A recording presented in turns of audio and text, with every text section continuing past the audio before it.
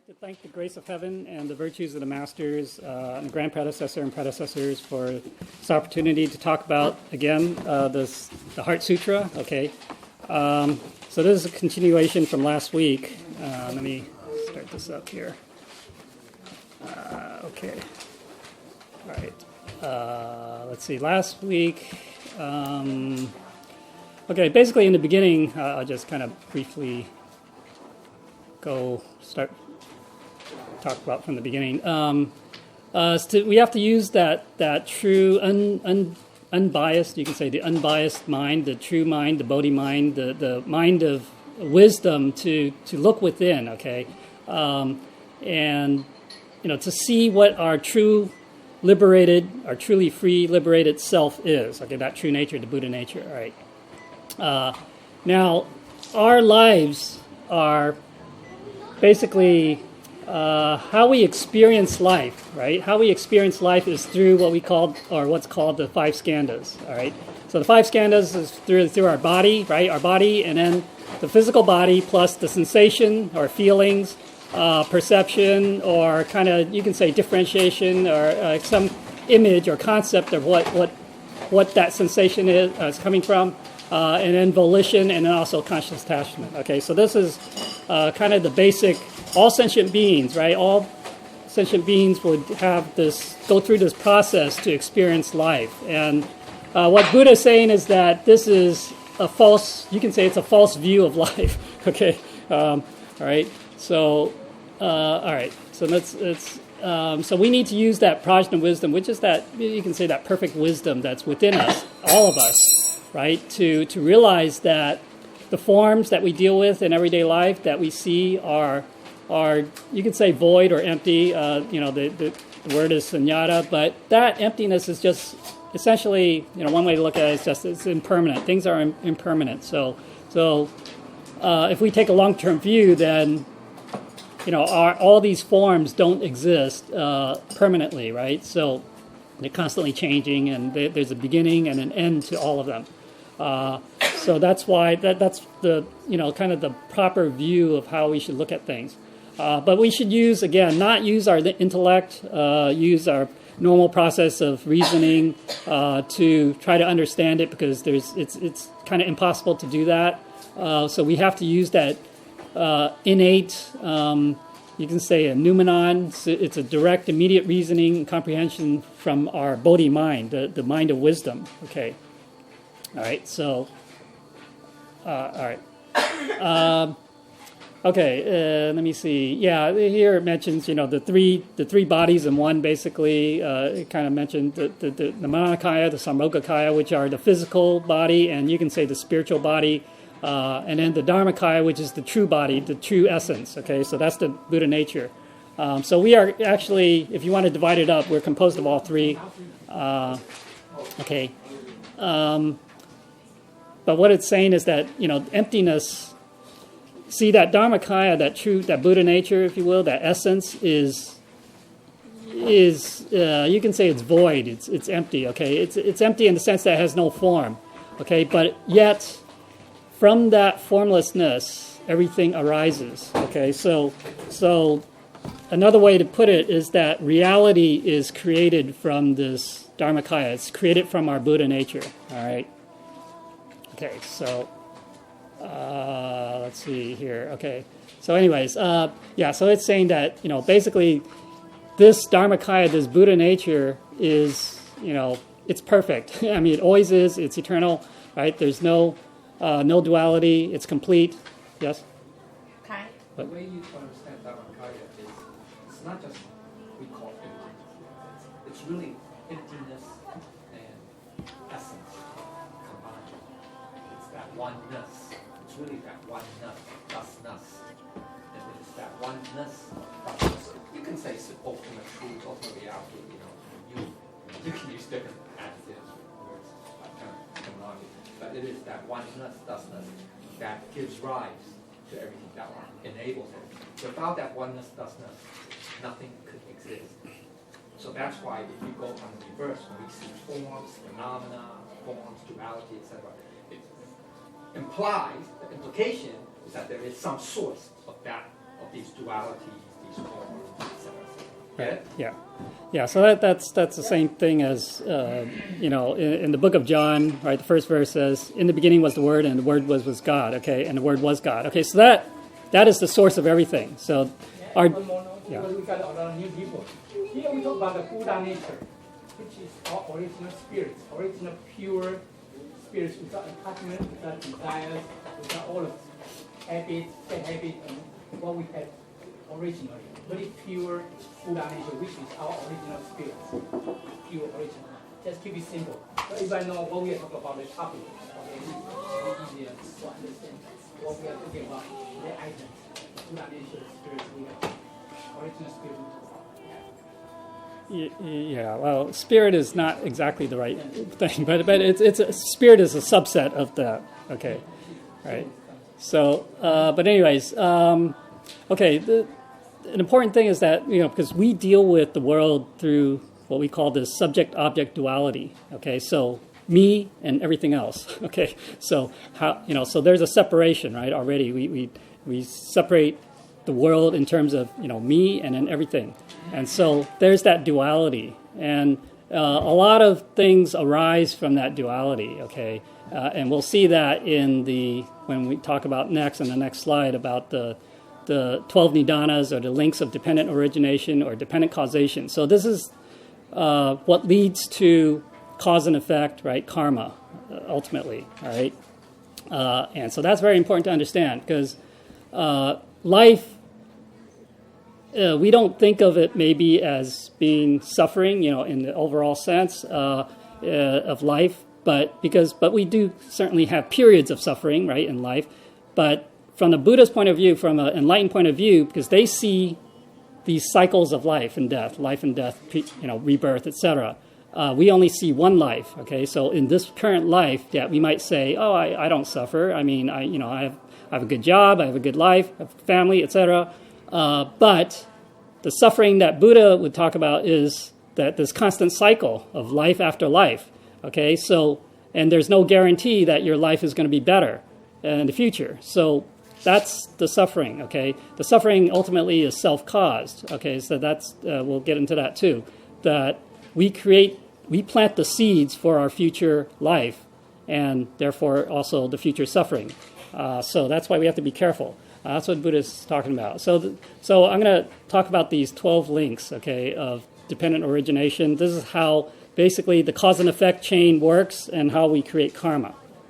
Now, it does say here that, there's ignorance, right? The chain starts with ignorance and ends in, aging and death, but basically all of dukkha, all of suffering, okay, that we know in life. Okay, so this is important to understand, even though we kind of say, oh, okay, what is the ultimate source of of suffering is ignorance, okay, but what does that really mean, right? So first we start with aging and death. Aging and death, it's not just that, it's all suffering, all dukkha, okay, in life, right, that we experience. What is ignorance, first of all, right? It's essentially having the wrong views and thoughts, all right? So that is also part of the Four Noble Truths that we'll mention next. Yeah, it's the second noble truth. Well, the ignorance is basically it's basically ignorant of the Four Noble Truths. Okay, that we don't understand the Four Noble Truths, which is basically we don't understand that life is suffering, that we create that suffering through ignorance, and then that are desires, attachments, etc. That there is a way to end the suffering or the dukkha, and that way is, we follow a certain practice, okay, what Buddha would say, the Eightfold Noble Path.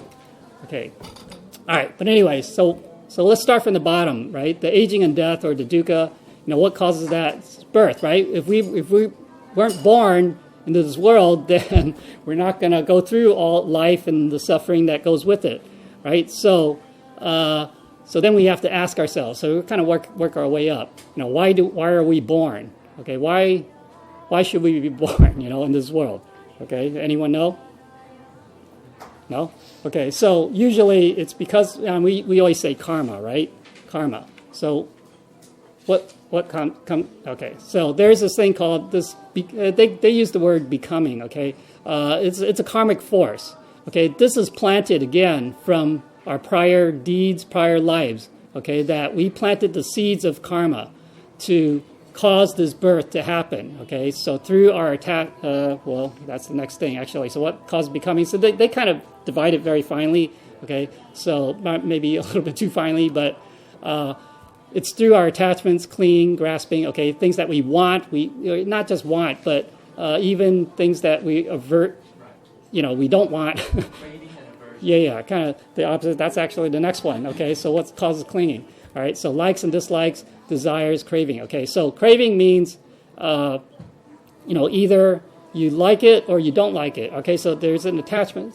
When we talk about attachments, it can be positive, negative. Okay, so duality. Okay, so the point here is that we need to avoid that dualistic mindset of liking and disliking things, right? From an enlightened point of view, from our Buddha nature point of view, the Dharmakaya point of view, there is neither like nor dislike.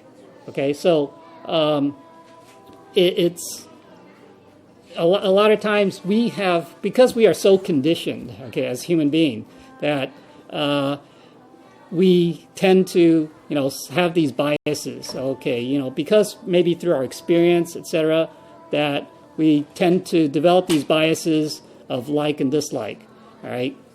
But that's not our true self, right? The true Buddha nature does not feel that way, okay? So it's only as the human being that we feel that way, all right? So we need to try to get rid of those.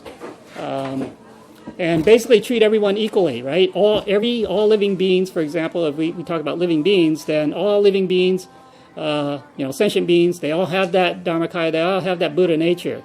Okay, so we should treat them all equally, all right, and not say that certain sentient beings are made for us to eat, or that then there's a problem there. Okay, all right, so treat all living beings equally with respect. Okay, so what causes this type of craving? It's basically our feeling, sensation, right? So we have this physical body and we feel. So through our senses, right, we will feel things. And the question is, okay, so then what causes that feeling, right? Feeling is there's contact, right? So because, again, there's that separation that I mentioned earlier, that we have me, my body, right? I have my senses, and I interact with the world, with my environment. And so there is that, you come into contact between the outside world, or any kind of forms or objects, etc., with my senses. Okay. All right, whoops, the other way. Okay. So what causes the contact to happen, right? Because we have the six sense faculties. Okay, so this is, again, if we have hearing, we have sight, we have taste, we have smell, we have touch, and also our mind, right, has the capacity to create, interact with thoughts and ideas.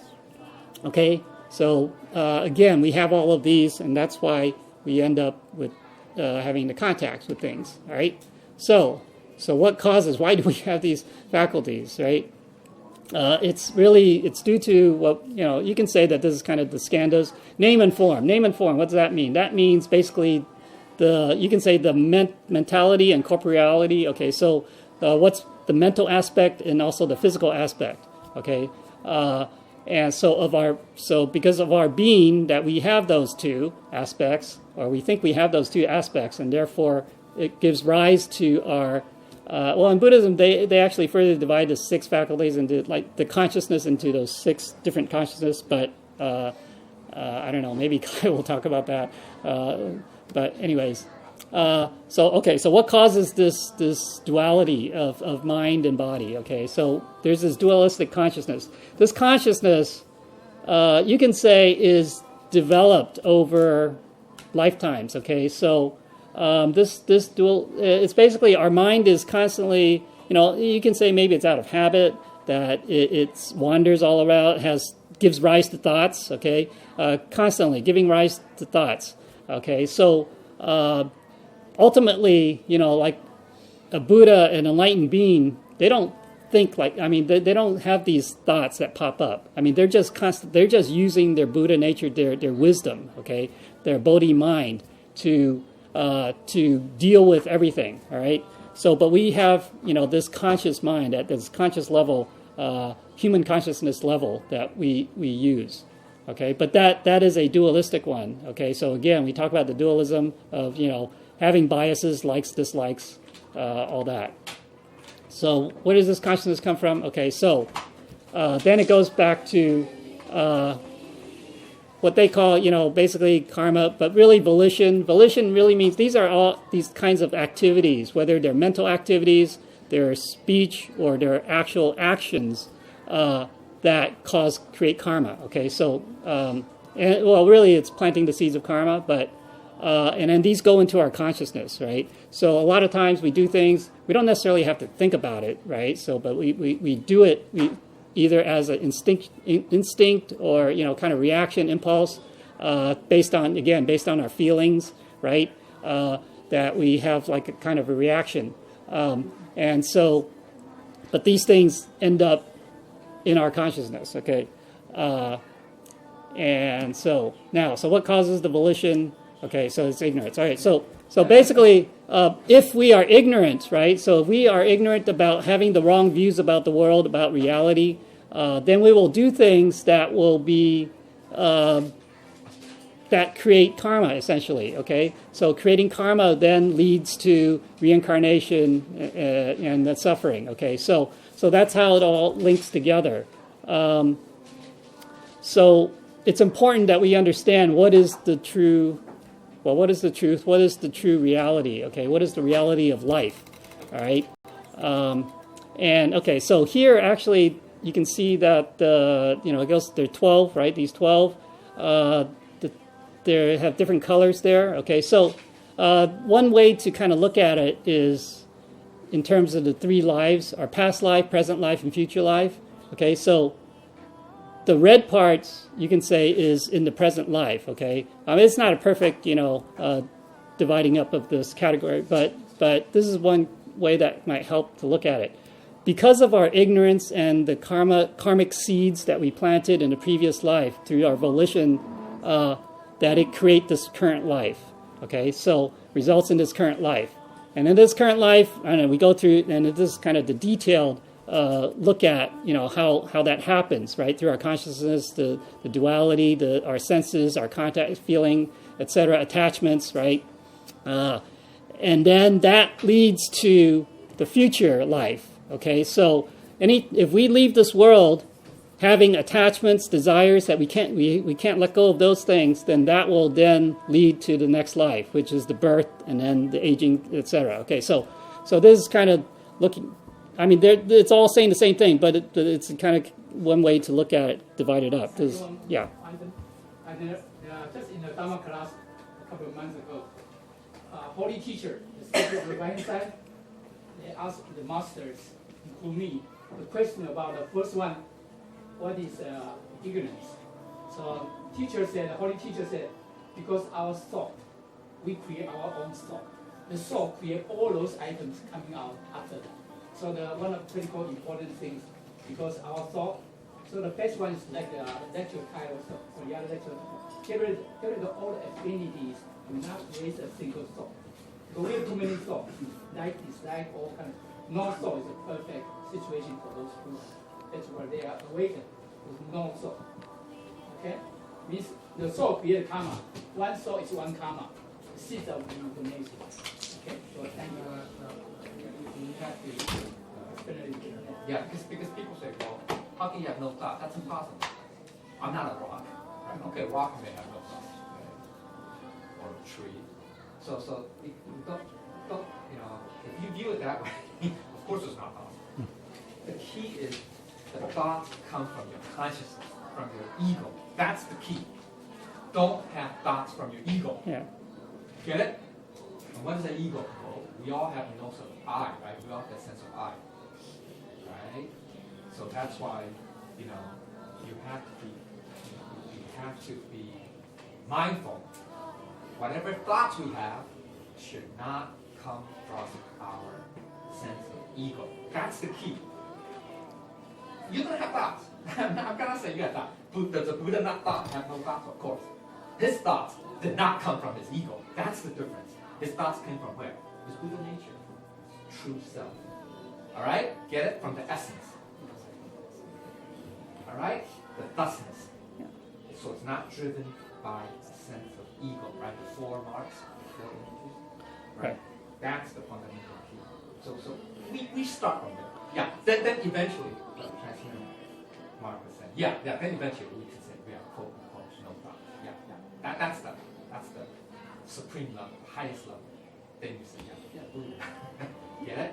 All right. So that's the key. All right. Your thoughts from our sense of ego or atma. Okay. Yeah, I mean, the having no thoughts, actually, for a Buddha, then they don't normally need to think, right? It's only when something that they need to do something or they need to react or respond to something, then they just do it, okay, spontaneously. Okay, so in that sense, there is no thought. There's no thought involved, right? There's no reasoning, say, this is how I need to respond. There's no need of any of that. Okay, it's instant. Okay. Use an example. Say, if you see somebody, let's say child drown. Let's just say. You don't have to think about it. Say, somebody is in trouble and I can help, right? So I got to. You don't have to think about it, right? It's instantaneous. You can say, at least you have that thought, right? Say, or that spark, whatever, that comes and they say, need to save that person. You get it? So that's not from your sense of ego. Get it? The sense of ego comes to saying, let's say, I can't swim. That person drowned, so I can't do it. That's the sense of ego. Yeah. Get it? Right. Or I want to, be in the 6 o'clock news. So let me go help. You get it? That's the difference. I mean, that's low level. That's very big. Okay, so that's just an example. Okay. Right. Yeah. It's the same, as what Lao Tzu is saying in Wu Wei. Just the non-motivational action. I mean, it just comes naturally from that. You can say our conscience, our Buddha nature, our conscience, right? So it is unbiased, right? You can say it's pure. Okay, it's pure. The action is pure. Okay, has no motive, has none of that. Okay, it's the right thing to do. Okay, quote unquote, the right thing to do. It just does. Why is that? Yeah. Why is that? There's no need for an ego. Some people's philosophers say, no, you need an ego to drive, right? To have a cause to say, you need to help or whatever. No, because from a Buddha nature perspective, right? Once again, all sentient beings are the same. So if that person is, either suffering or whatever, it's like saying part of you is suffering. So of course you're gonna help yourself, right? I mean, we say that, right? Because it's the same. You get it? So that's why it's the sameness, that oneness that drives you. You get it? That's the purest. That's what a Buddha mind, Buddha thought, Buddha consciousness is like. Okay? I mean, I'm just Yeah. So I mean, there is no duality, right? We keep talking about duality. So there is no duality. It's all oneness. It's all thusness. It's all the same. Okay, so one and the same. And so therefore, there is no need to say, that person is suffering or whatever, because it's as if you're suffering. Okay, so we're all we're all in the same boat. I feel compassion, so therefore I want to help. You get it? So there's a cause, right? You feel compassion, but then once again, it's driven by an ego because you say, I am compassion, you are suffering. So therefore, right? You want to do something. Isn't that me and you? That's duality. Right. Yeah. Whereas the thusness is, no, we're the same. It's like a part of me is suffering. Of course you're gonna try to alleviate. So there's no differentiation. Yeah. Get it? Yeah, you can say it's like the ultimate empathy. I mean, we are one, and so whatever another being is suffering, I'm suffering at the same time. Okay, and I don't have to think about that. It's like, it is. Okay, so all right. So that. But to get there, we just have to know that we have. We teach compassion. We teach. That's at least the right direction. Yeah, it's right. better than to say, hey, it's a step by step to get there. Right? I mean, so at least we say, we emphasize, we start out by saying, hey, the good. We do the good things. That's all religions teach, right? Right. Hopefully. Yeah. Right? I Also, the religions should not teach, it's good to kill people, Right. or it's good to slaughter animals, or it's good to do that. No, at least we teach them, passion, compassion, all that stuff, all that good stuff, right? Okay, but that's to point you in the right direction. And the highest level, Right. Yeah. Okay. Yeah. So okay. So in order for us to become enlightened or truly awakened, to attain nirvana, okay, or get to be in the state of nirvana, we have to break the links, okay.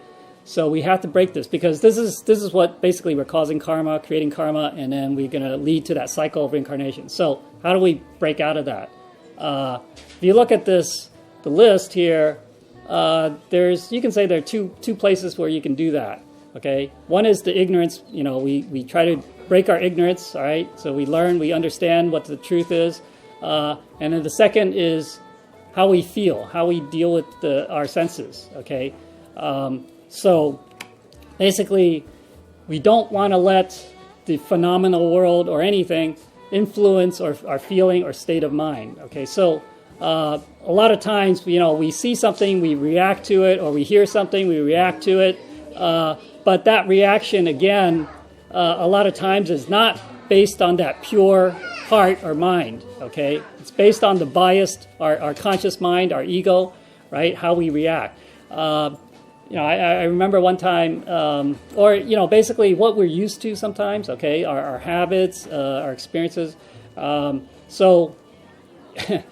time, right? It was, I guess, a Dharma class. Someone was visiting. A Dalkin was visiting from out of state to the Dharma class, and he's from like the different state in the country. He's not in the big city.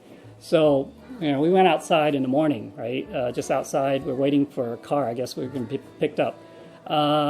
Then suddenly, he had this reaction. Because of the smell. Okay, there was a smell that he reacted to. He said, "Oh man, it's so awful. What's that smell?" Right? Now, obviously, he had not encountered the smell before, perhaps. Okay, or that. So he had this seeming, bad reaction to it because it did smell bad. It's garbage, whatever. But he's not used to it. Okay, so again, that's contact, right? So, one way you might say, "Oh, to break this is to not have contact with these things." But that's how they cultivated in the past, right? They go to the monastery, they go off to the mountain, the cave, to cultivate by themselves, so they're not in contact with the world. Okay, that's one way you can try to end that, break these links. But it's not practical for us today, right? We can't avoid everything. I mean, the world, we can't. We live in the world today within society, so we have to deal with it, right? So that's we can't break it there. So again, it's how we deal with that feeling, that sensation that we get, right? So yes, it may smell bad. We think it smells bad, right? But we just accept it, right? Accept it. It is. It just is. Okay. It doesn't mean that if we're in a situation where something is like we can feel pain, for example. Okay, pain. Pain is a little bit different. Okay, pain. There's a reason why we feel pain, right? Our body's letting us know there's something wrong. Okay, so it doesn't mean that we should ignore it. Okay, but don't let it get to us. Say that when you start feeling pain, then you start feeling frustration, anger. All these things come up. All right, so we don't want to do that. We know that we have pain. The pain, we deal with it. There's a problem, then we have to deal with that. Okay, so again, don't use that dualistic mind of saying whether it's good or bad. Okay, that's going down the wrong path. We'll end up creating more karma. Right, so try not to think that way. Right, so anyways, we don't want to let these external sensations that we get influence our heart and mind. Right, so it says, "Oh, I smell something that's good or bad. I want to avoid it. I smell something good. I want more of that." That leads to desires and attachments. All right, so we need to just accept things as it is. Okay, that's really what that thusness or suchness is all about. It's as it is. Okay, so try to accept it that way. We need to for the ignorance part, then we need to have the proper view and understanding of the Four Noble Truths. Okay, so which I already mentioned. And also The other thing is the three marks of existence, right? That everything is anicca, right? It's impermanent, right? Yeah. Or you can say three dharmas. It's also called three marks of existence. But the dukkha, which is suffering or imperfection, that nothing is really perfect except for that Buddha nature, okay? And also that they have no self-existence. In other words, that they are all dependent on something to exist, right? So only our Buddha nature exists by itself, right? Everything else is dependent, has a cause, has an origin. Something caused it to come into existence, right? So, and what is that? Well, the only thing that has a self-existence is the Buddha nature. So therefore, everything comes from the Buddha nature, right? Yeah, another way to say anatta, right? Anatta, Yeah. is to say that everything has a beginning and end. Yeah, Right? I.e., there's a cause for something, and then there's a condition that will make it happen. Yeah, end. yeah. It Yeah, happen begin. and Yeah, end. Right? In other words, whereas our thusness, Buddha nature, has no cause to be. It always is. Right. Get it? It always existed. You can say it's independent. yeah. It's independent of causality. Very interesting. Very interesting. It does not mean that it's not subject. It's only subject to causality when we have form, Yeah. or in the Trikaya, the Manakaya and the Sambhogakaya. Okay, we talked about that last week. Right. Yeah. Well, I mentioned it earlier, but yeah. But anyway, so this is kind of like having the proper understanding, proper view of what reality is, what our true self is. Okay. And the practice, you can say that kind of the practice that kind of covers everything is basically letting go of all karmic affinities and not giving rise to that any kind of thoughts. Okay. Now we will have thoughts, distracting thoughts. They pop up, right? And then we just have to let them go, not follow those thoughts. The other types of thoughts are delusional thoughts, which, those are worse. Okay, so those are, we kind of we create those. The distracting thoughts tend to come from our karma, from past life planted. Those thoughts are there. Okay, so remember, every thought is a seed of karma. So all the thoughts in our past lives are recorded. It's in the eighth consciousness, but we don't want to get into that. But everything is recorded. It's inside. Okay, it's there. It's just that when the conditions are right, they might pop up. Okay, so we have to try not to. So that's why part of practice you can say is the four don'ts. Right? Don't look at things that's improper. Don't say things that are improper. Don't hear things that are improper. Don't do things that are improper. Right? So all those things, all those practices or precepts are to help us purify our mind. Okay. And not have these extraneous things, these extra seeds of karma that will one day pop up. Okay, so we don't want that, right? So letting go of all karmic affinities is basically letting go of attachments, letting go of things as, something happens. So we want to be like a mirror, okay? So when something appears in front of the mirror, we deal with it, and we try to deal with it exactly as is. We don't try to add our emotions, add any kind of biases to it. Okay, we just respond to it in that pure way that we talked about. Once it passes, it leaves. The image leaves the mirror. Then we forget about it. That's it. We let it go. Okay, so we don't stay attached to that. Let's say we helped someone, we saved someone, we rescued someone. We don't want to have an attachment to that. In our mind, okay? So thinking that, oh, wow, I feel great. I just saved someone. And then I'm going to go on the news and let everyone know, we don't want to do that, okay? We just say, okay, I did the right thing. And then go on with our lives, okay? And then until the next thing, then we respond to it in the same way.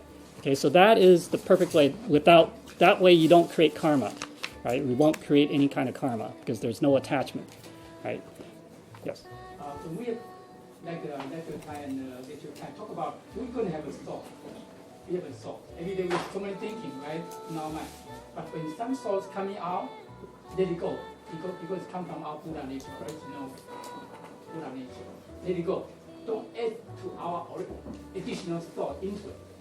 Once we add additional thoughts into it, we create karma after that. So once the thought coming out, let it go, let it go. Once the thought coming out from our mindset, let it go. Then don't add additional other thoughts into it. Because add additional thought into it will create our karma, create karma seeds.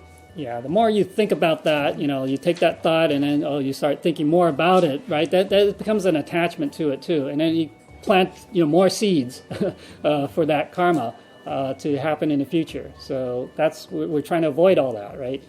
Okay, so yeah, this is kind of the general practice, and we should try to do it every day, to kind of get our mind, calm ourselves. This is not the same as, meditation where, you're meditating on emptiness. It's not the same thing. It's just, yeah, you can say we're trying to have an empty mind, but it's just natural though. We maintain our awareness. Okay, we're still mindful. We have to be mindful. That's very important. We always be mindful, aware. Okay, it's not like I ignore all my senses, sensory perceptions. No, you're still aware, but you don't, again, create any kind of biased thinking about it, okay, or even any thinking. All right, don't think about what the sound that I'm hearing from outside is. Oh, that's a car or whatever. Don't think about that. Right? It's just you're aware that there are sounds, but that's it. Okay, we don't want to think about it. Just some people want to just take 1 minute, how to do it every day at home, or maybe even sit on a chair. Okay, we can do it anywhere. Okay, whether it's morning, noon, or night, whether you're standing, sleeping, or sitting, anywhere. Okay, just close your eyes. I learned from Lecture Lu, it's up to us whether we want to close our eyes 80%. fully or 80%. It's up to whatever makes you comfortable. You can close it all the way or 80%. Okay. As long as you don't fall asleep. Yeah. Well, I guess it means Good. yeah, it's good to fall asleep. Yeah. I always fall asleep. Explain to you why. Okay, just finish first. Every time I fall asleep. Okay, so we put the tip of our tongue on the roof of our mouth, okay, and we just let all affinity and karma just empty our mind, okay, and don't let one single thought come into our mind. Of course, we're humans. It's going to be thoughts, like Transmitter Link says. As soon as we have the thought, we let it go, okay? And try to maintain no thoughts. So if we can start with a few seconds, then work towards the minute, work towards the hour. The Buddha says do 1 hour per day. Doesn't mean you have to sit there for an hour. Could be an accumulation of an hour of all the times you did it in one day. Okay. You said if we fall asleep, that's the best time of the day, because at that moment, only that moment, Buddha nature might come out. Because at that time we were no thought. When we fall asleep, we have no thought at that moment. So that's one of the good conditions there. So it's But then I try in the morning, because in the morning you wake up and you're not tired. I still fall asleep. So practice every day. Even we lie down on the bed, we sit. 2 minutes, 5 minutes, just do it. So practice there. This take 1 minute. It's a little different from meditation. Meditation is good for our body, to be healthy, could be even more energy. But when we pass away, and the function of meditation, whatever we accumulate will be gone, because it's going to touch our physical body. When we practice, get rid of all the affinity, do not raise a single thought, they will stay with our Buddha nature. Is our original spirit. I know Thai was always talking about original spirit. That's what Holy Teacher mentioned in Dharma class last time. That's why I use original spirit. So they will attach to our Buddha nature. Go with us. When we leave this world, we stay with us forever. So that's a little different from meditation. Yeah. Okay. Yeah. When you get to, how when we're dozing off, right? That's like that state of mind that you want to try to maintain that state of mind where you're just dozing off. You're not thinking of anything. You haven't fallen asleep, but you're right at the edge. Okay. So now, from my experience in trying to do this, sometimes what happens? Well, but like what happens when you're dozing off? You catch yourself. You suddenly jerk back, and because you're like about to fall over or whatever. You suddenly aware and you jerk back, and then you're awake again. there is a tendency to try to do that when, like, you're letting go of not having thoughts. Sometimes then it seems like you're about to enter that state of no thought, but then, I don't know whether it's this, from the ego is the consciousness is like afraid to let go completely. That then suddenly it wants to grab the control again, right? Take control again, and then have thoughts again. So in my experience, sometimes that happens. So it's like dozing, and then suddenly you jerk back and you're awake again. But yeah, we have to kind of let it go. Just feel very at peace, and don't be afraid that when you completely let go that there's nothing there. No, our Buddha nature, that wisdom comes out. All right, yeah. So okay, so all right, so we'll continue here. Then in the sutra, right, it says, right, there will be no dukkha. But essentially, it's the Four Noble Truths then are no longer existent in this non-dualistic, in that when we talk about, because remember, everything is from that Buddha nature, that true self, that Dharmakaya, that all these things, there is really, in the end, there is none of it, okay? So, I mean, it sounds kind of contrary, but once you understand that everything comes from the Buddha nature, that then there's no need for it, right? But anyways, yeah, this can be kind of confusing, but yeah. So I mean, we mentioned that earlier, right? Existence is dukkha. Dukkha means, you can say it's suffering of some kind of suffering, or dissatisfaction, impermanence, right? All that. So ignorance causes dukkha, all right? Nirvana is the extinction of dukkha, all right? So it's the opposite. So when you have no more dukkha, then that's nirvana, state of nirvana, right? And there is a way to practice that leads to that nirvana, right? Which is what Buddha calls the Eightfold Noble Path, right? Which that's another topic by itself, right? So, and then Sutra goes on to say, right, emptiness and non-possession, okay, so this is actually, it's talking about the 6 paramitas, okay? So that's the practice of the Bodhisattvas and Buddhas, right, of how to become enlightened, which is the giving aspect, charity, giving, also giving up of things, okay? So not just giving to others, but also giving up, like, let's say we get rid of our bad habits and things like that, or relinquish it. Is it abnegation, maybe? Yeah. Abnegation, okay, yeah. So, and then the next one is discipline or precepts, right? We have to have discipline in our lives. We can't just be free for all, just do whatever I feel like, The next one is forbearance and patience, okay, that we have to deal with sometimes.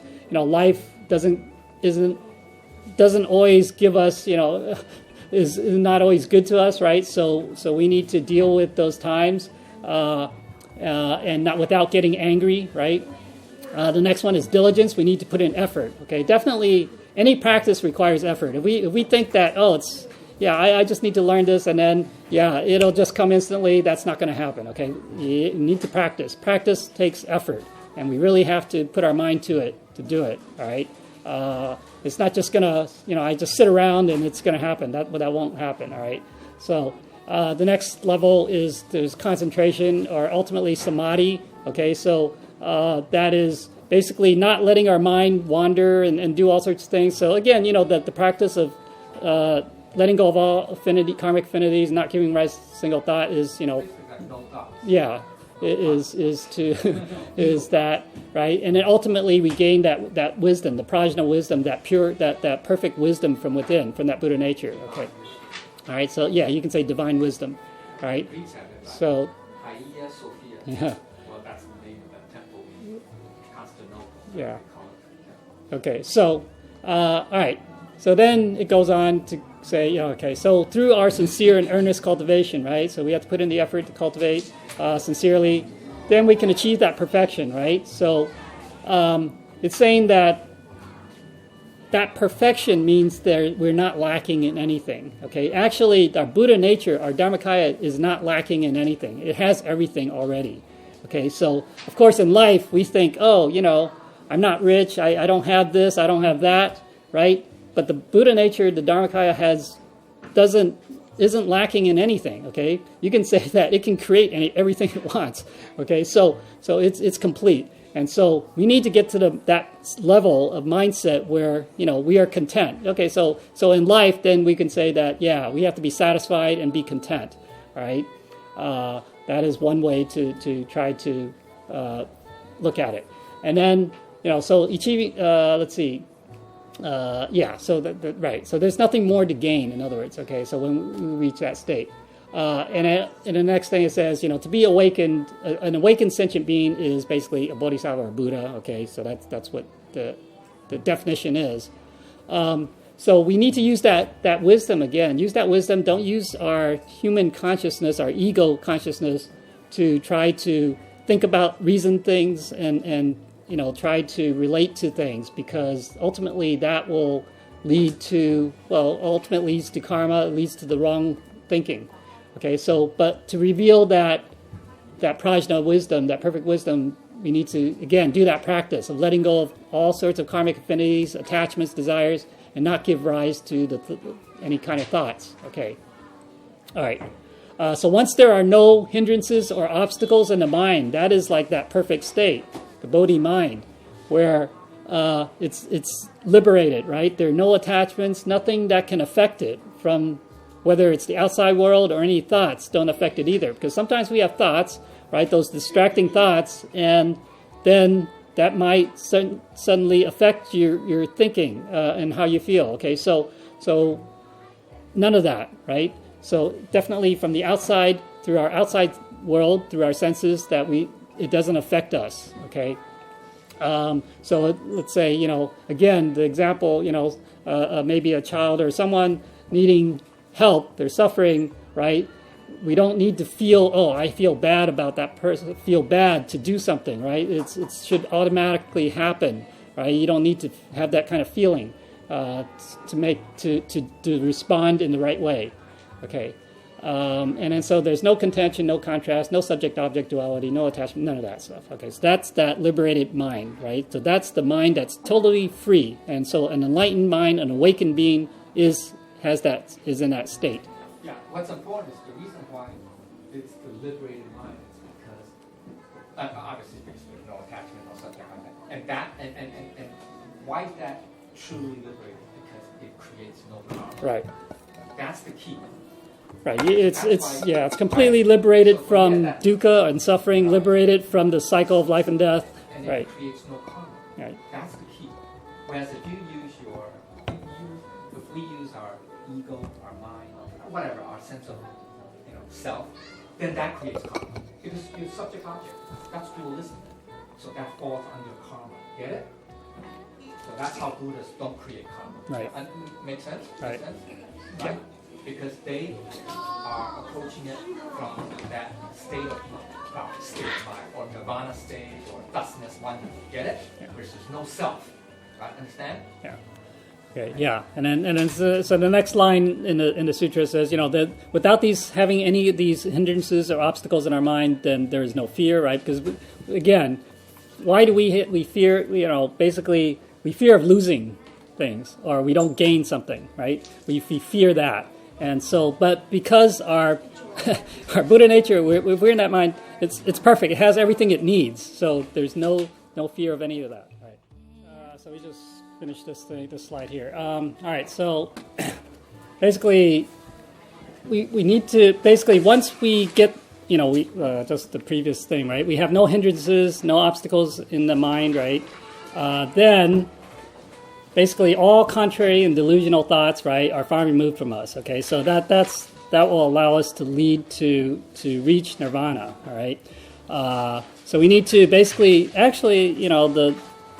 the part of the practice, you can say, is to self-reflect. All right, we need to self-reflect, as opposed to we tend to kind of react like sometimes defensively, to the outside world or other people with their views, but to always self-reflect, right? Even if the person saying something about us is wrong, right? We don't necessarily have to argue and defend ourselves, right? Maybe that's we have to use our wisdom, okay, but we don't, because once you do that, right, that's a duality, right, then you can create conflict and karma, okay, from that. So the self-reflecting is, okay, accept what they say. I mean, I don't necessarily have to defend myself. So there's a story, right, of this monk that is like a Zen, Buddhist monk. And in that village, there was a girl, right? She became pregnant, okay? And initially, she wouldn't reveal who it was, right? Their parents keep trying to find out who the father is, right? And eventually, she mentions it says is the monk, okay? So then the parents, they go to the monastery, they confront the monk, and they say, how could you do this? How could you get our daughter pregnant, right? Yeah, I mean, and the monk says, oh, is that so? Okay, so he didn't defend himself. He just says, oh, that's the way it is? Okay. And then so they basically... Yeah, he endured. So that's forbearance, right? Forbearance, remember the 6 paramitas, right? So forbearance is one of the things, the practice. And then so basically they gave the child to him to have him, raise the child. So he raised the child. So he raised, it's his responsibility. So he raised the child. And then after many years, the girl, I guess she couldn't live with her conscience. She knows it wasn't him. And so because she told a lie, that then she told the truth, that it was some other guy, right? Who left and then to make money. Yeah, the other guy, he's like works in a fish market or something. And so then the parents felt really bad about, the monk. So they went to visit the monk, they apologized. And so he says, oh, is that so? So that, basically, so that monk is in that state of, no hindrance in the mind, nothing, no attachment, no duality, right? No self, essentially, right? No ego self, no ego, no self identity, right? So he can accept whatever, even though from our point of view, from the unenlightened point of view, it's like, wow, Protest, right. Physical, because we still dwell in the realm of subject object. Right. So we say that's injustice. Yeah. Which is from the subject object duality, that is true. I mean that's not false. That is true. But at a higher level, see, that's the key. So we want to elevate ourselves, get to that higher level. So actually, what that monk display is the wisdom. It's actually the wisdom. Right. Because why? Because if he had condemned it, if he had denied, hey, that's not me, she lied, then what would happen? What would happen? Right. At worst, one possibility is that the parents would disown her. Right. And she would become carry the letter A, right? The scarlet letter, scarlet letter. Right? Okay, We don't have that in China. Like that. Yeah. So then that creates more bad things. So that has an impact on her, the child, and then her future husband, etc., and the family. Shame on the family, etc., all that stuff. Or, if you really want to be strict, some, the Christians would stone her. Well, I mean, the ancient Christian or whatever, something, right? They would stone that person. Yeah. See, so then that creates more karma. Right. You get it? So you're making the situation worse. I mean, it's. So now, now we have the hindsight. So then from that monk's perspective, he wants to get beyond that. Yeah. Right? Do not create more karma. Right.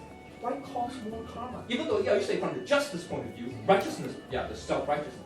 You have to contend. See, that's the difference. Yeah. That's the difference between what we call prajna and everyday duality, where everything is content, right? Everything is, especially in America, we say we're a country of laws, right? We're democracy, but yet we're a country of laws, and so everything is very contentious. Litigation. That's why we have litigation up the kazoo, right? We have lawyers going at each other up the kazoo, right? Because everything is based on duality.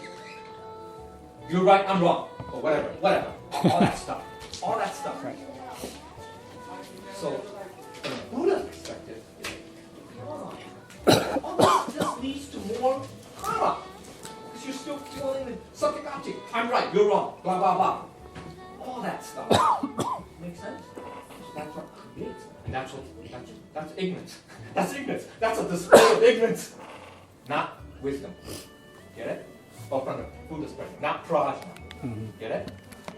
Yeah. So that basically, the monk went beyond the duality, went beyond conflict. Didn't create any conflict, right? He resolved the issue in a good way that didn't harm anyone else, right? No one was harmed. I mean, we think that he was harmed, but he for him, it didn't matter, right? So he accepted that and dissolved that any potential karma. Okay, so there's no karma created there. So you can say it's a sacrifice. Okay, sacrifice on his part. The sacrifice, though, when we use sacrifice, but that's all in that dualistic way of thinking, that we think that it's a sacrifice, that he lost something. Okay, he had to give up something. But that's, again, remember we just talked about that he's already in that state where it's complete. He has nothing to lose, he has nothing to gain. Okay? Well, So. because another way of saying, you could say, another way of explaining that, because he had the proper view, proper Yeah. understanding, he realized all this is karmic stuff. Yeah. And so he does not want to participate in that karmic, whatever, Yeah. play, karmic circus, or whatever you want to call it, karmic drama, or whatever, soap opera, whatever. Okay, so he used the wisdom, Buddha nature wisdom, which is, he's going to rise above that. Right. And that's really, that's another way of viewing it. Yeah. Okay? Yeah. Okay, so, all right, so then, the sutra says that, right, all Buddhas of the past, present, and future all rely on and use this prajna, paramita, this perfect wisdom, this bodhi mind to attain nirvana. Okay, so if we want to become enlightened, like become the Buddha, then we have to do the same thing. I mean, there's no other way. I mean, so we have to get rid of that ego and get rid of all that dualistic stuff so that we can be in that non-delusional state of mind. Okay, so prajna is to break through all these delusions that we think of, how we view as a human being from our ego, how we view the world and life.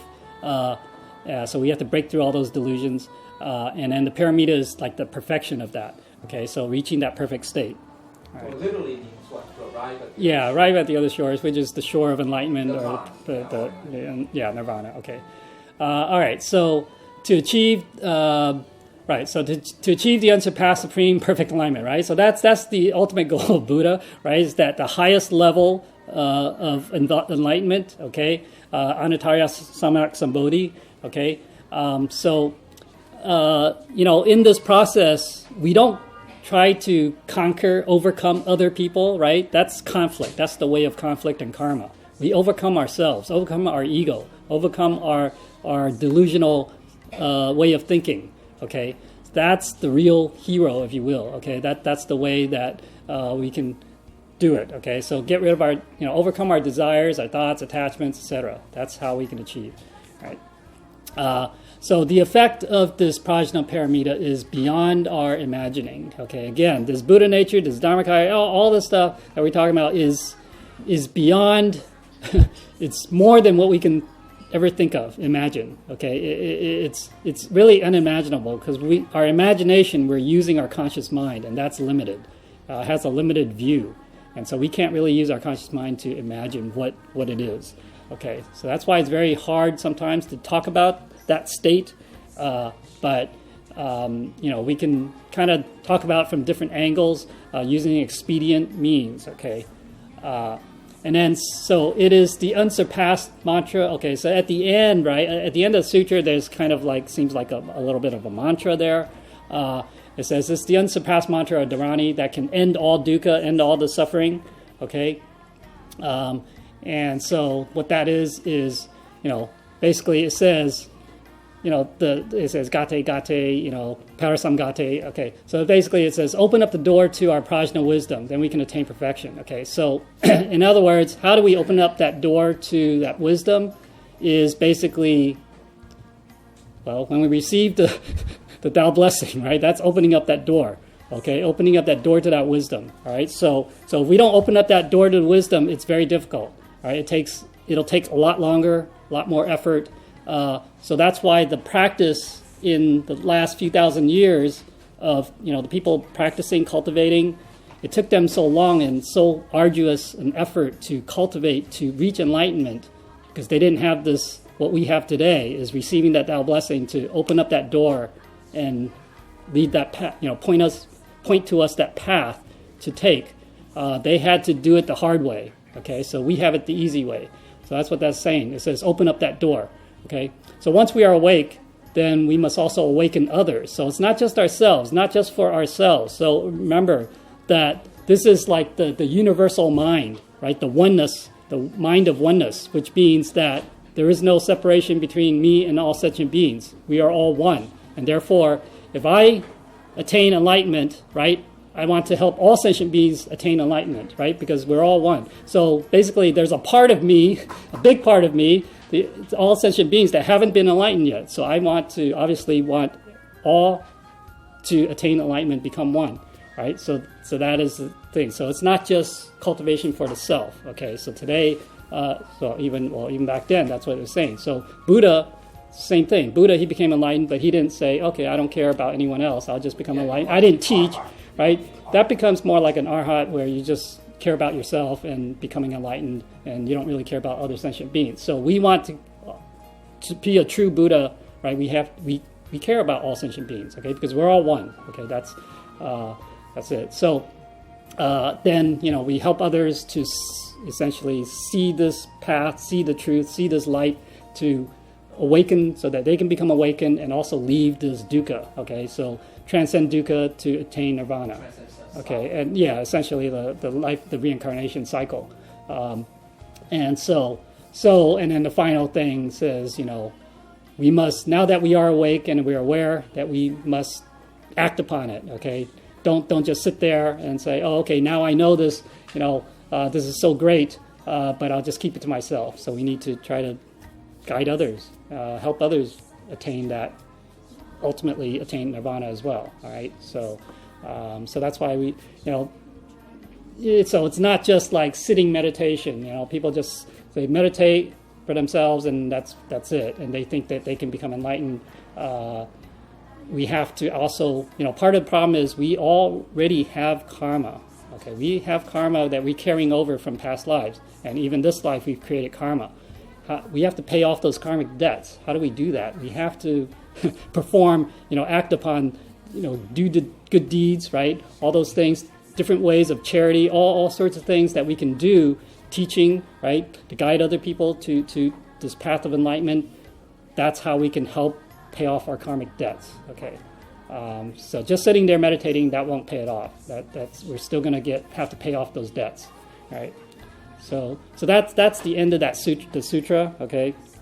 So let me just summarize. So we want to use the project wisdom of the Bodhi mind. The Bodhi mind is that enlightened mind that to instantly realize the emptiness of the five skandhas, right? So how we relate to the world, our experience in this world through our senses. Again, we have to become a little bit more detached, not fall into that dualistic idea of like and dislike, right? Through our senses, again, everything just is. If we can just have that view and mindset saying accept everything as it is, okay, then there's no discrimination, no bias, right? And don't get stuck, don't abide in any kind of phenomenal, any forms, right? Because they're all impermanent, right? The three marks of existence, right? They're impermanent. They don't have a true self existence, and they're, it's what was the other one? The anicca, anatta, and dukkha. Oh, dukkha. Yeah. Okay, right. Yeah. Because there's nothing is perfect. Okay, none of this phenomenal world is perfect. Okay. All right, so anyways, we want to break the chain of dependent origination. So we don't create karma. We don't want to cause karma, right? So we have to break that link. Don't let the conditions dictate how we feel. And we want to end the ignorance, right, by having the proper views. So that's why it's important initially that we have to learn, right? We learn the truth, right? Because closer, yeah, okay. Try to get closer to the truth because we don't learn this in the real world. We don't learn this outside in schools. Okay, they don't teach us this type of thing. So you can say we're kind of brainwashed to the way that society wants us. Well, yeah, conditioned, the culture, right, all that. Environment, blah, blah, blah. Right, but it's most likely not the proper view of things. Okay, not the proper view of reality, what reality is. Okay, so the true reality, and so we need to learn about that and try to internalize it, become one. Truly realize what it is.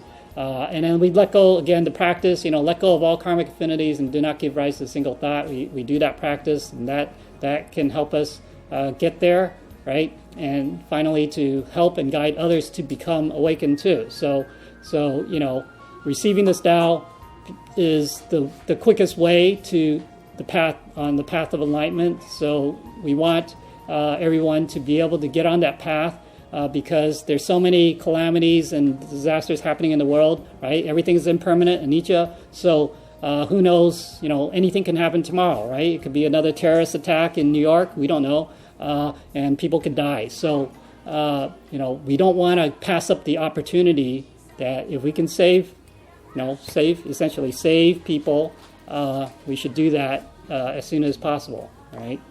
You can say that's also our duty. I mean, if we are kind of awakened and we see that, yes, this is the way of the truth, then that we have a duty to help all sentient beings, find that truth as well. Okay. So that's the end of the presentation. Sorry I took extra time, but hopefully you have a better understanding now. And what we really need to do is to kind of contemplate it, kind of really comprehend it, try to internalize it, right? Where you become one with this. Okay, become one with it. The Tao is really it's becoming one. Okay, becoming one. Right, becoming one with everything. Okay, your Buddha nature mostly. Okay, so we want to become one with our Buddha nature, letting go of that ego and all sorts of attachments. All right. Okay, so if we have any questions, you can ask now. Arden. How to realize emptiness within us? Emptiness within us. How to realize? How to realize the emptiness? The emptiness, of course, is not like just a vacuum, okay, right? We have the Buddha nature, right? Because that's what gives you the awareness, right?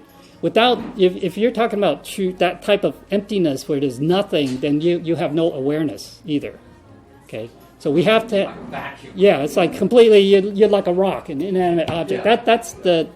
But so I don't know if you're talking about the sunyata. If you're talking about sunyata, then okay. So we still have an awareness, right? That awareness comes from the Buddha nature. Okay. So emptiness means not having attachments, not having duality, the dualistic thinking, right? It's just you're one. Empty means you are one with the Buddha nature.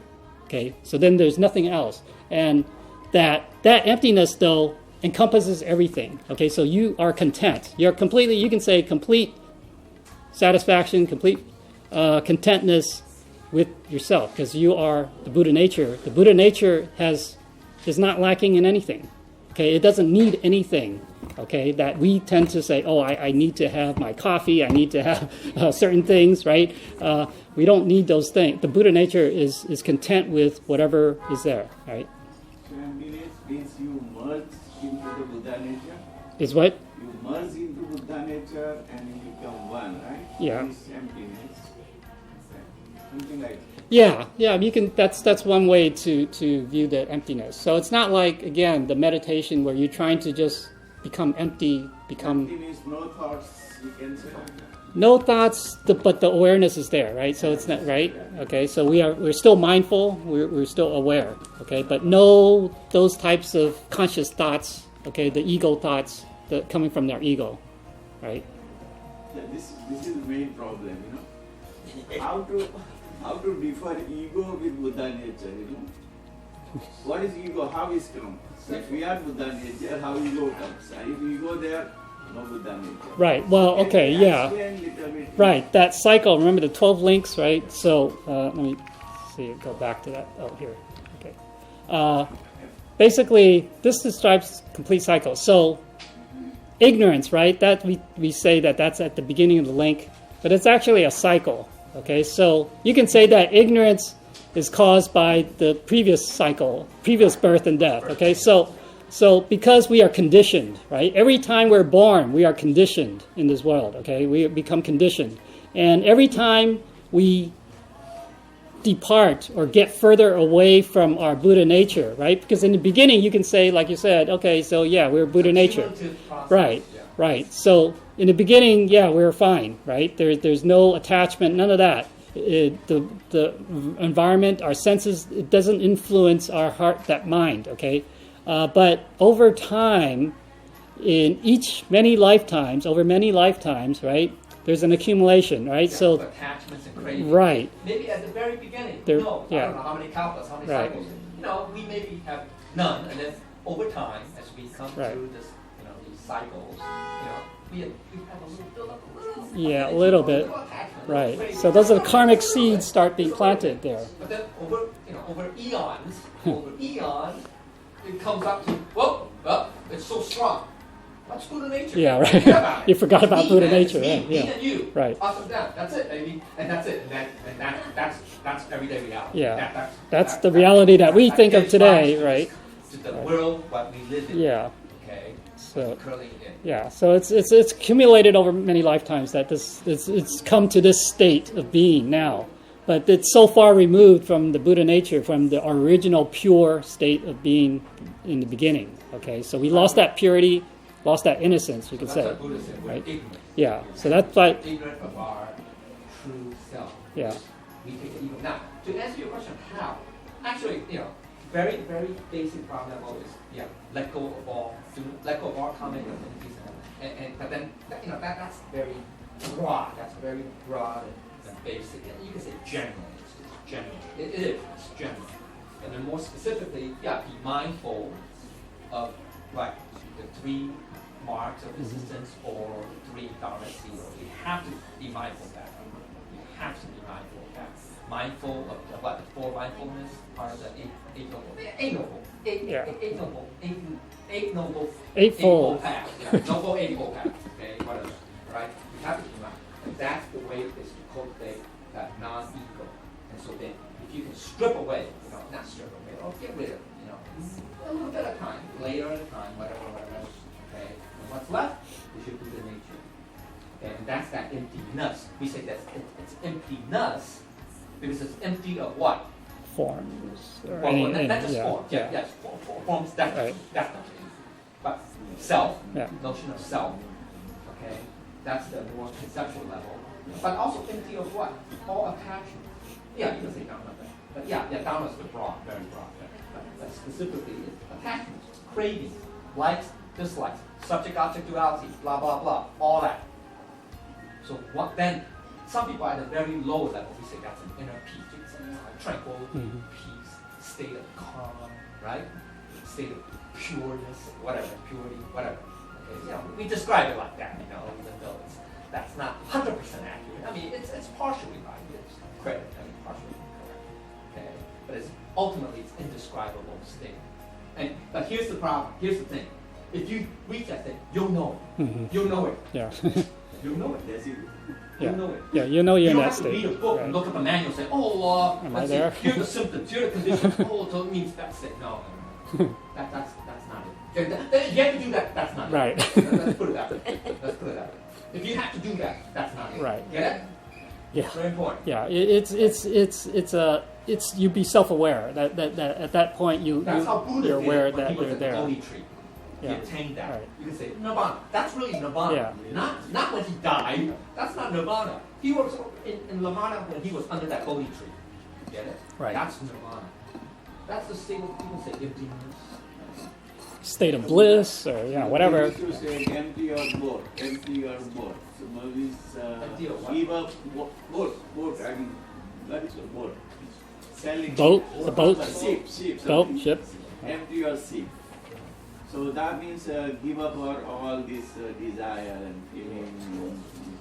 That's if you completely give up all of this your desire, then Right. you can reach to the emptiness. Right? Yeah. Emptiness. I mean, it doesn't mean that we are. I mean, you can say in one sense that we become neutral, right? We become neutral to things, right? That we deal with everything in a neutral way, or we might say objective way, right? As opposed to subjective reality, right? Subjective is, again, there's that duality coming from our ego and coming from our experiences, our biases, all that. So it should be, one way to say is objective. That may not be the ultimate, but, or we say, we look at everything from the mind of the eye of God, right? From God's point of view, the biggest point of view, from the highest point of view, right? Because when we're looking at things, we're dealing with situations. We don't typically know the whole situation, right? We don't know everything, the background, or things that why it is that way, and so we react and we think, and certainly we think, oh, why did this happen this way? And we start thinking, we start reasoning, or we come up with theories. But we have the you can say from God's eye point of view that we see everything is perfectly, you can say, but we may not have that. That comes from our wisdom, that prajna wisdom. But maybe if we don't have that, we can at least deal with situations in a non-confrontational way, non-dualistic way, right? Just again, it's we accept it, okay? Accept it as is. This is what happened, right? We don't get into the why or how, right? We just say this is what happened, and this is what needs to be done to deal with it, to make it better, all right? Let's say to make a situation better, okay? So. But the problem, if we try to give up everything, we try to empty our seat, it's very difficult, But once we reach to the Buddha nature, everything will be empty. Yeah. So it's other way better. So if you have shortcut to reach to the Buddha nature, that is the best way. Otherwise, it's very difficult.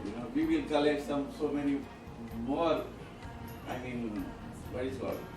Yeah. Karma. Yeah. I mean. If we will try to become empty, we will collect some more. Yeah. So like if you go to Buddha nature, everything will be empty. Sure. Yeah. So give us some. But it's not like instant jump into the Buddha nature and then everything you let go of everything. I mean that does take time, perhaps takes practice. Give us some shortcut. Shortcut. There's no magic spell. There's no magic dharma. Okay, that's the problem. There's no magic dharma. Because otherwise, Buddha would give it. Yeah. Buddha would give it. You get it? There's no like magic incantation or whatever. Oh, yeah. This mantra that then suddenly you're at that state. No. But no, Buddha have given to so many discipline. Buddha. Yeah, there's say skillful means, right. Yeah. Expedient dharma, right? That's why Buddha actually all of Buddha's teachings are expedient. You find one that's expedient for you. That helps. That matches your I don't know your level, your whatever, your level, your perception, your thoughts. Okay, like I say, the generalize it, the way to summarize, to consolidate. Generally, we say let go of all affinities and do not give rise to. That's in essence. You can say if you want to summarize Buddha's teachings, you can say that's a summary. So that's why I say it's general. Those are general. Mm-hmm. But then you find a specific method. Some people prefer meditation. I don't know. Some people prefer doing charity. Mm-hmm. Fine. Yeah. Without even nice technique, vipassana, anapanasati yoga. That's meditation technique. Right. But that's the best way, I think. Well, it differs for people. But be aware that all of these methods, all these means, okay, is just to point you in the right direction. Okay? It's not the ultimate dharma. It's not the ultimate dharma. It's not, alright? Get it? That's why Buddha in the Dharma Sutra said, Shibuti, did you know that after 45 years of speaking all about these dharma or whatever, how many years, okay, I actually did not teach you a dharma. No. Okay, so that is that emptiness. That is that emptiness. Get it? Okay, so that is that emptiness. So there are different methods, alright? You find one that's suitable, but you also have to be mindful. Okay, mindful of these certain key points, alright? Once you got the right direction, you are more than halfway. Right direction means, you won the battle. Yeah, but then don't be caught up or don't become attached to that method. Yeah. Okay? That's important. That's one of the essential teaching points of the of the Dharma Sutra. For example, that's one Okay? Yeah, I mean, because right, you say everyone wants a method, right, to do things, practice, but because our I mean, mind, our mind is flipping all over. yeah, Some method, right. Then No, we can control our mind. That's why you gotta do and practice what I You're just said saying, yeah. earlier in the class. Yeah. You gotta do that, letting go of all karmic affinities. right. You gotta keep Yeah, practicing that's the it. general. That's the general. I mean, in everyday life, right? When we're dealing with things, again, be mindful. That's First why I of said all, you have to be mindful, right? So that If we don't there's create a a process, mind like to do that. We can carry on this thing. No, but if you're being mindful, and that's why some people have to follow precepts. yeah, If you have an undisciplined mind, or yeah, you don't know how to discipline yourself, you don't know how to control your temper or control your bad habit. I enjoy smoking, I enjoy cursing, I enjoy whatever. Okay, whatever. Then I'm Yeah, sorry. you need for to those follow type of people, certain that's rules. how people, hey, you better follow certain rules, man. Okay, you can't drink, you can't curse. I mean, you have to. So you say, yeah, fine. yeah, yeah. But then don't come to the point. Say, oh, that's it. Be careful. Right. All right. At the highest level, it's not it. Yeah, that's not. Okay. Yeah, So yeah. it sounds paradoxical. Yeah. I agree. But that's the highest level. Right. Okay, so Yeah, this is dualistic. Right. Remember, right? Whatever Yeah. We're saying don't curse. That's still dualistic. Right, That's right, Still, yeah. Okay. Okay. yeah. The other thing is that's you're depending on something external. You're depending on this external precept that tells you what not to do or what to do, right? Ultimately, that Buddha nature is all-encompassing. It's complete, right? So it doesn't need the external. It doesn't need these external things, right? So it's liberated. Once it's liberated, right? Because it knows. It's like the conscience. Okay, the conscience kind of knows, guides us. Oh, what's right and wrong. Okay, so ultimately, it has that. It's self-sufficient. It doesn't depend on someone telling me, right, you shouldn't kill, right? We know that innately. We shouldn't kill, right? So those are, for the people who are kind of too lost, too ignorant, whatever, they need these rules that tell them, oh, okay, these are the steps, these are the things you can't do, you can do. But that's just a guide, right? But we can't get stuck on that. If we get stuck on that, we're not going to progress. Okay, we just stuck there. Problems arise. Yeah. That's when we have religious wars. Oh, my ideology is correct, yours is wrong. Yeah. Oh, my method is right, your method is wrong. What's the cause of war? What's the cause? A lot of that, right? Yeah. Oh, my method is right. Yeah. My ideology is quote unquote correct. Yeah. Yours is wrong. Right. Okay, could we have another question? Oh, Virginia. Yes. That's this question. Yeah. Just army, right? Okay. Okay. Well, talk about the shortcut. I think it's Arvin. How soon a person can really attend the perfect enlightenment also hinges on the kind of affinity and also foundation that the person has with all his, say, Dharma or the truth. And it again relates back to how well the person cultivated in his previous lives. Whether he or she has the opportunity to have that affinity with the Dharma or the enlightened beings in his previous life. If the person has a lot of accumulation, or we say has a very solid foundation, then maybe he can arrive at that level pretty soon. But I think from our perspective, as a human, very ordinary human beings, I think we just have to do our due diligence. We have to follow the principles that are given to us. These are very solid and fundamental ways for us to really get to that realization. And on top of that, we also have to do act upon all these principles, whether it's precept or like the 6 parameters. So the more we perform merits, I think the more we say reward, or more help we get from the heaven. And these are all methods or ways to really accelerate that understanding.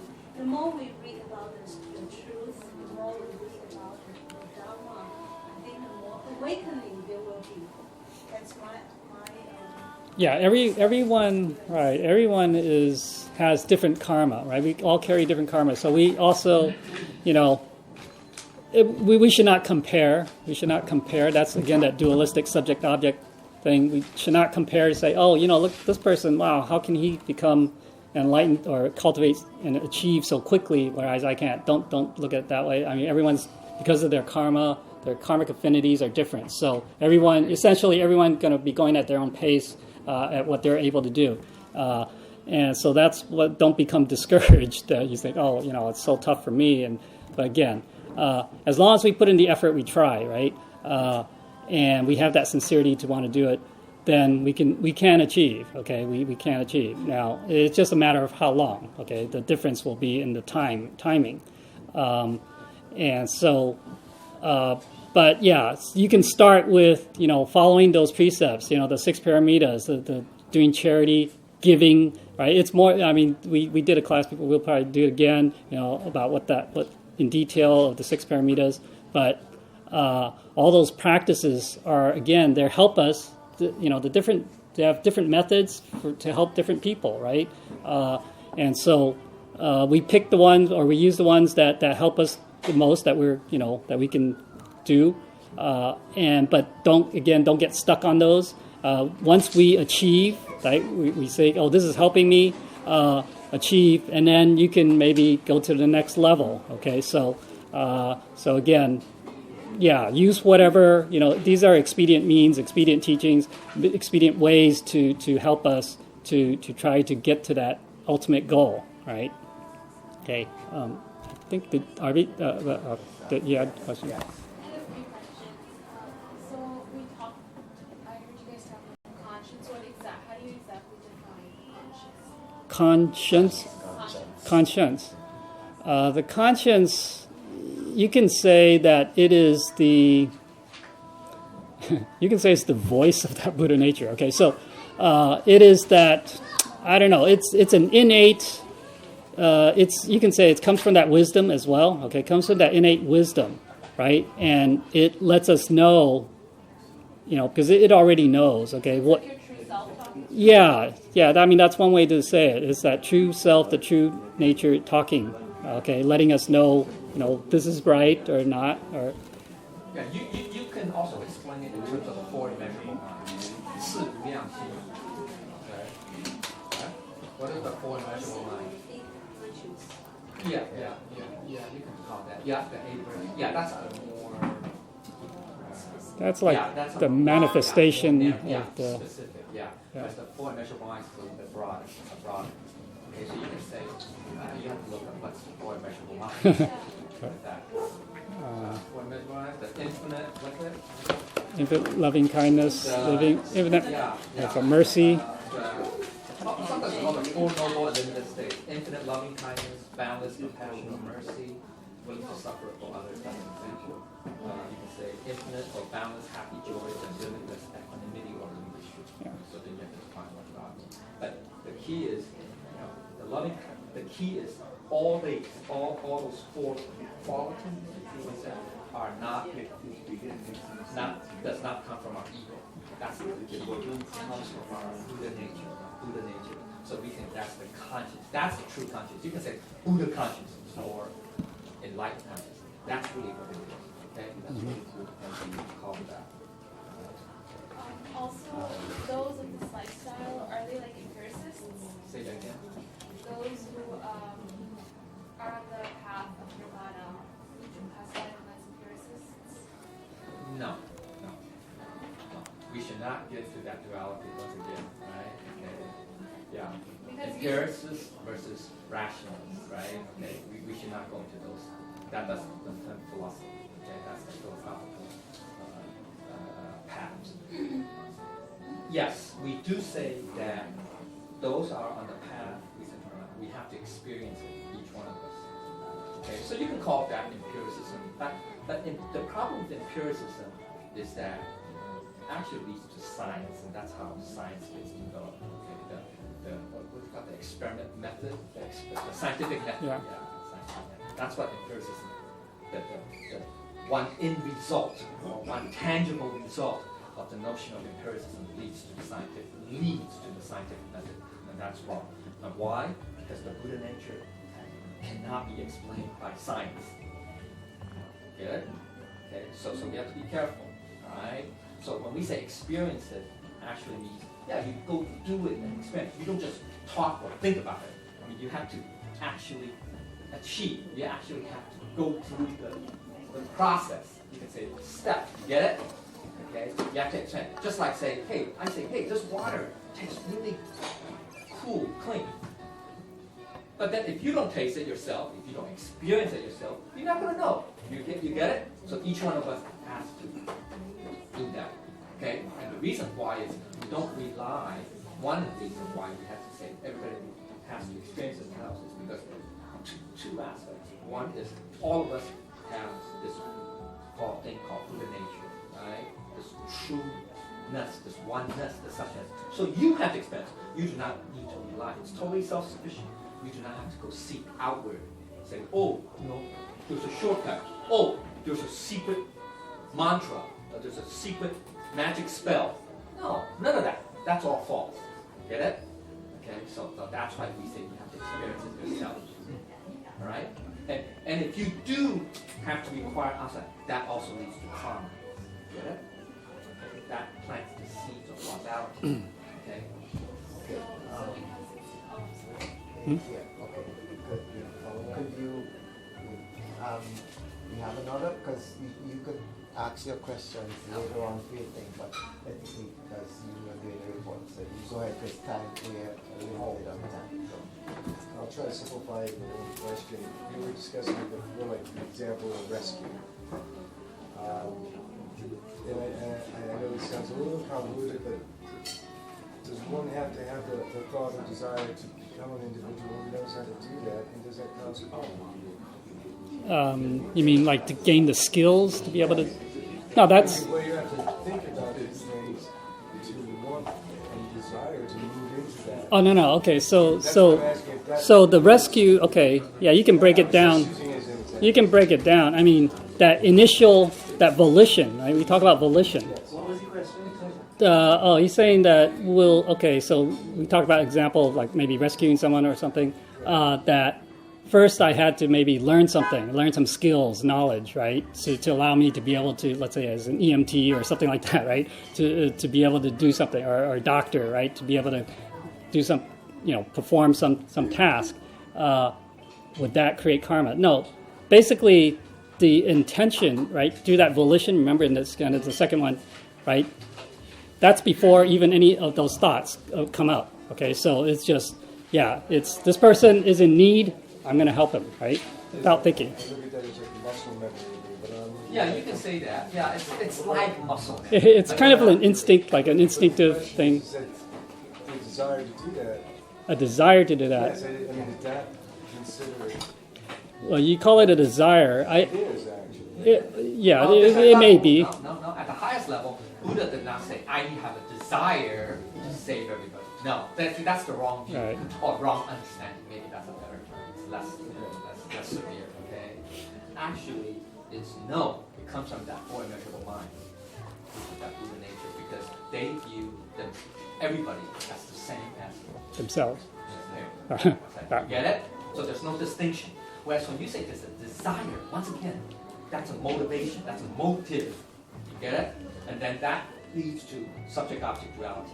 And therefore, that's karma. Okay? That's all subject to karma. So you have to be careful. So that's a more advanced level. I know that. Okay? But for now, we can learn that.